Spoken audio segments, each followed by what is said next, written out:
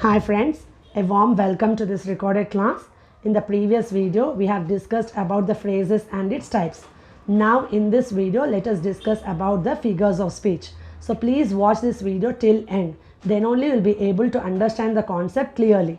And don't forget to subscribe my channel for more videos. If you like this video, please press the like button, and whatever doubts you have, you can put it in the comment box and share my videos. Okay, so now you can follow me in Instagram and Twitter also. I'll put the link of Instagram and Twitter in the description box so that you can follow me in that also. Now let us come to the topic figures of speech. So let us first, what all we are going to discuss in this topic is definition of figures of speech, types of figures of speech, definition and examples. Okay, so now what is a figure of speech? Figures of speech is nothing but a word or phrase that possesses a separate meaning from its literal definition. From its literal definition means what here? From its actual definition. A rhetorical device that achieves a special effect by using words in a distinctive way. In a distinctive way means what? In a different way. And we use it while writing in order to create special effect which will attract the readers. Okay. So now see here, let us study the different types of figures of speech here. They are simile, metaphor, personification, apostrophe, metonymy, synecdoche, onomatopoeia, alliteration, assonance, pun, hyperbole, euphemism, oxymoron, antithesis and imagery. Okay. So now let us see what is a simile.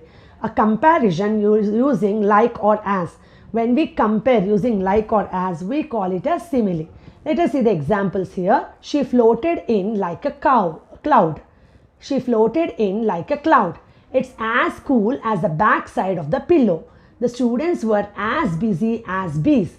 Now let us see the next definition, that is metaphor. A figure of speech stating that two things are similar. So that means what? It states that two things are similar. Normally here we also compare it, but we won't use like or as. The book was a passport to adventure. Means what? It's like a passport to adventure. That means what? It's an adventurous book. You are what you eat. So based on how you eat and what you eat, you are decided. Your character is decided. Next, her hair was silk. So how was her hair? Her hair was like silk. Okay, like that. Next is personification. Personification is giving human qualities, feelings, action or characteristics to inanimate objects. Inanimate objects means non-living objects. For non-living objects, if you give human qualities, then we call it as personification. Let us take the examples here. The window winked at me. So here wink is a human action and window is an inanimate object. But you are giving what you are giving? You are giving human quality to that inanimate object. So it is a personification. Let us see a few more examples of personification. See children. The wind sang her mournful song through the falling leaves. The microwave timer told me it was time to turn my TV dinner. The video camera observed the whole scene. The strawberries seemed to sing, "Eat me first." The rain kissed my cheeks as it fell. The daffodils nodded their yellow heads at the walkers. The water beckoned invitingly to the hot swimmers. The snow whispered as it fell to the ground during the early morning hours. The china danced on the shelves during the earthquake. The car engine coughed and sputtered when it started during the blizzard. Like this children. Okay. So here all you gave human qualities to the inanimate objects. That is non-living objects. Okay. Now let us see the next type of figures of speech, that is apostrophe. Addressing someone absent, dead or non-human as if that person or thing were present. For the person which or for the things what are not there, you are thinking that it is there and you are addressing them like, "Oh nature, thou art my goddess. Little lamb, who made thee? Blow winds, blow." Like this. Okay. Next figure of speech is metonymy. Figure of speech where an object's name is replaced with another name that is closely connected with it. That means what? You replace an object's name with the other device which is closely connected to it. The suits on Wall Street walked off with most of our savings. Bush has bombed Afghanistan and Iraq. White House declared. Instead of telling President declared, we used White House declared.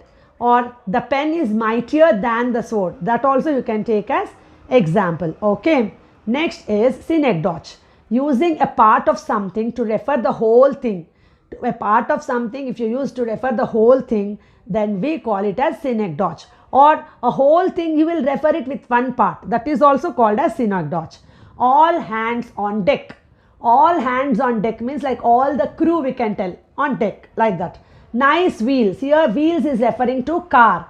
My cousin has been behind bars for years. Bars means here jail, you can take, prison. Okay, like that. Next is Onomatopoeia. Words whose sounds suggest its meaning. Here Onomatopoeia means here words whose sound suggests its meaning. The bees buzzed. Buzzing is a sound. The rain went drip, drop, drip on the roof. So sound of the rain is what, children? Drip, drop, drip. Smash. The glass shattered on the floor. When the glass breaks, so what sound will it give? Smash. So that one. Okay, that is Onomatopoeia. Next is alliteration. Repetition of the initial consonant sound in successive words. In successive words means in the starting. Okay, so consonant sounds will be repeating, like furrow followed free into the silent sea. Here furrow, F is a consonant. Here you got F in the furrow, followed F, free, like that, F is repeated. And silent sea also, S is repeated. So it is alliteration. She sells seashells by the seashore. So here S is repeated, S is repeated, S. Fade is foul and fall is fade. So here F is repeated. Sheep should sleep in a shed. Here again S is repeated. Consonant sound is repeated. So we call it as alliteration. Okay, children. Next is assonance. Assonance is the repetition of the same vowel sound within words. Within words, not in the starting. Within words, vowel sounds will be repeating. Okay, in the alliteration, successive means starting words, consonant sound is repeated. But here, what is repeating? Vowel sound in the middle, within the words. Spring in showery, flowery, bowery. Here see, worry, worry, worry. That means showery, showery, flowery, bowery. That worry is repeating. That is vowel sound is repeating in the middle. Without that, bitter, winter, chill. Bitter, winter, chill. So vowel sound is repeating. Autumn is wheezy, sneezy, freezy. Wheezy, sneezy, freezy. Like this. Vowel sound is repeating in the middle, not in the starting. Okay. Next is pun. A humorous play on words which suggests multiple meanings. So it's just like a humorous play, like funny play on words. Okay. Like, where do pancakes live? In a flat. Will pancakes live in a flat? Just as it is a way of making fun. I used to be a baker, but I didn't make enough dough. I did not make enough dough, but I am a baker. I did not make enough dough means what? I won't make dough, but I am a baker. 7 days without pizza makes 1 week. Can anyone become weak by eating without eating pizza for 7 days? It's just a play of words for fun sake. Okay, it's just a play of words for fun sake, children. Okay, next is hyperbole. A figure of speech in which the truth is exaggerated for emphasis or for human effect. Just we exaggerate it. Like, I have seen that movie a million times. Will you really see it million times? Just I have told you 1,000 times to keep your room clean. We'll tell like that. I have told you 1,000 times to keep your room clean. Will you really tell 1,000 times? No, no. That question was the easiest one ever asked on a test. I have seen that movie a million times. Old Mr. Johnson has been teaching since the Stone Age. Since the Stone Age, if he teaches, will he be still working here like this? This car is taking forever. Everyone in the world knows that Michael Jordan is the best player of all time. After school, I made the biggest sandwich in the world. Can you make the biggest sandwich in the world? No, it's just exaggeration. Like I told now, I have told you 1,000 times to clean the room. Just it's exaggeration. But you won't tell 1,000 times. But you will be telling frequently like that. Next is euphemism. An expression intended by the speaker to be less offensive, disturbing or troubling to the listener than the word or phrase it replaces. So instead of using it in a rude manner, but you tell, okay, that word should not appear in a rude manner, but you tell it, okay. It includes much of what we now call PC language. That is what here? Politically correct language. Example, see, instead of telling toilet room means it looks ugly, na? we use what? Restroom. Instead of pre-owned vehicles, we use car. Instead of big boned, we use fat. Differently abled for handicapped. If we tell handicapped, it looks like a rude manner. So we'll tell what? Differently abled. Next, instead of telling died, we tell passed on, like that. So we use few words which will be less offensive and less disturbing or less troubling to the listener. Okay, instead of telling don't tell lies, don't tell fairy tales. So it will be less this one. Okay. Next is common euphemism here. See here. Uncle Kate died last year. Instead of telling Uncle Kate died last year, what will we tell? Uncle Kate passed away last year. I have to urinate. Instead of telling I have to urinate, what will tell? I have to spend a penny. You are an idiot. Instead of telling you are an idiot, you have an interesting point of view. Go away. Instead of telling go away, I really need a bit of peace and quiet. Like that we use. Okay. Next, oxymoron. So a figure of speech in which incongruous or contradictory terms appear side by side. That means what? Opposite words appear side by side.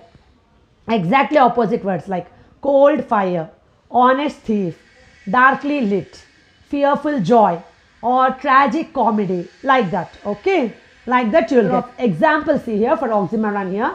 My pants were a little big, but I wore them anyway. Little is opposite of big, but you use it in the same way. I know almost exactly how much it will cost me. Almost and exactly are opposite words. I need an exact estimate of the cost. Again, exact and estimate are opposite words. I can get lost in virtual reality for hours. Virtual and reality are opposite words. I was all alone in a crowd.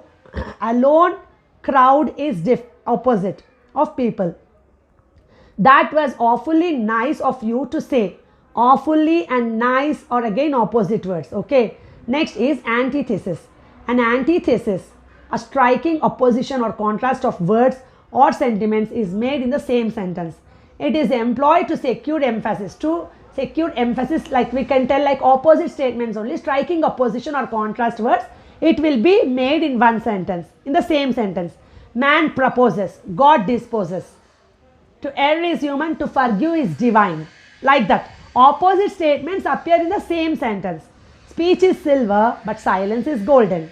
He had his jest and they had his estate. Opposite sentence statements will appear in the same sentence. Like that. We call it as antithesis. Examples of antithesis here. Give all men your ear, but few men your voice. Love is an ideal thing, but marriage is a real thing. Speech is silver, but silence is golden. Patience is bitter, but it bears a sweet fruit. Bitter and sweet are opposite. It is never too late, but it is never too soon. She is easy on the eyes, but hard on the heart. Burning a fire to stay cool. Shutting a door in order to leave. Even though the sun shines, I can feel the rain. Like this. Okay. Next, imagery. Descriptive writing that appeals to the senses. Senses means what? Like sight, taste, touch, smell and hearing. So for these it will be appeal. Okay, it will appeal. Let us take here. See, the forest was dark and cold when I took my dog for a walk there yesterday. So dark and cold is which we can do with our five senses. I live near a park and the children are constantly shouting and screaming. The noise is deafening to ears. Whenever I walk through town, I pass the cafe from which I inhale the aroma of freshly brewed coffee. Inhaling we do with our nose. I brought a new throw for my chair. It is soft and silky and runs through my hands like a fluid, like touching. Okay, next. My favorite fruit is the strawberry. They are crisp and fresh and so sweet. Taste. I picked up some dirt from the ground and sifted it through my fingers. It's again a sense organ. The water from the fridge will be much more cool, clean and crisp than the water from the tap, which you do with five senses, children. Okay. So with this I am going to end today's class, children. So hope you all have understood this topic, children. So thank you very much for watching my channel, and please don't forget to subscribe my channel, and you can follow me in Instagram, Twitter. Also I'll put the link of Instagram and Twitter in the description box. So please don't forget to follow me in that, and you can like my video. And if you like this video, please subscribe my channel and share the video, and whatever doubts you have, you can put it in the comment box. Thank you very much. Thank you.